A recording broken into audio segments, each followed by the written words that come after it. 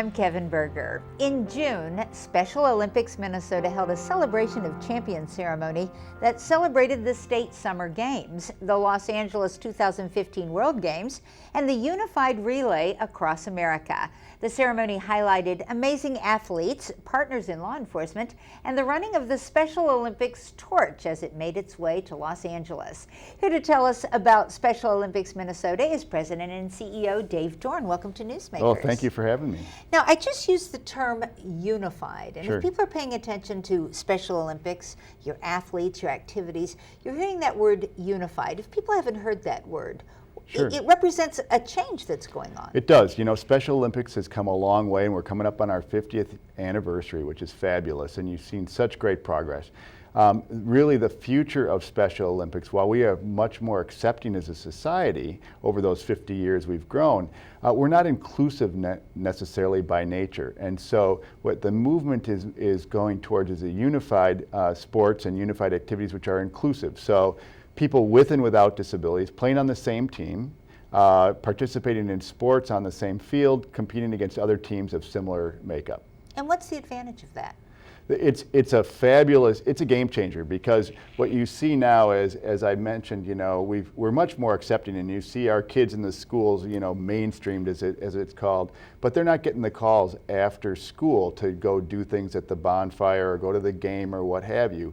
And so to be inclusive by nature, we really need to start at the youngest age and try to break down that final barrier. So that's really the benefit. It starts with our young athletes program, 2 to 7 year olds, and it's with kids with and without disabilities. It has grown in the last 4 years to over 3,000 participants. 1,500 don't have an intellectual disability, and they don't care. It's all about being with people that you like and doing what you can do together.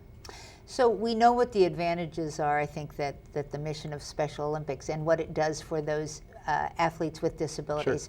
Sure. But for parents who have children without disabilities, what's in it for my kid to play, or for a child without a disability to be engaged? Sure, and that's a great question.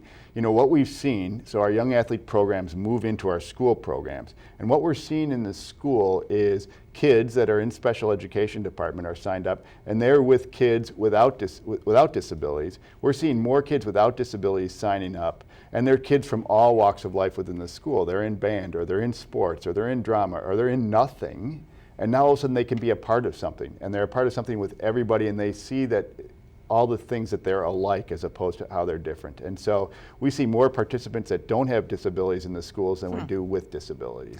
So we're talking about the youngest athletes. What about the older ones? There's this idea that kids participate until maybe they finish with high school, but now Special Olympics extends beyond that? Oh yes.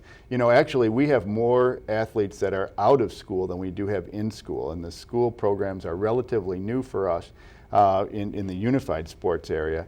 But athletes can compete all the way. Our oldest bowler is 93 years old. And so community teams, both individual and unified teams, are throughout the state, and it's for everybody at any age with any ability or disability. And you have a close partnership with law enforcement. We do, and we couldn't do what we do without the funds that are raised or the awareness as we grow, and that is law enforcement is a global partnership with Special Olympics, and the mission is to promote awareness and raise funds for Special Olympics, and we're really proud of our partnership here in Minnesota as it's one of the biggest in the world.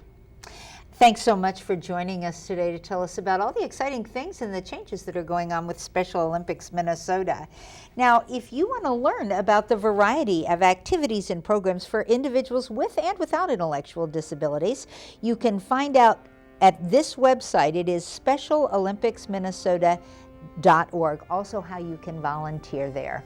And that's it for this edition of Comcast Newsmakers. I'm Kevin Berger. Thanks for watching.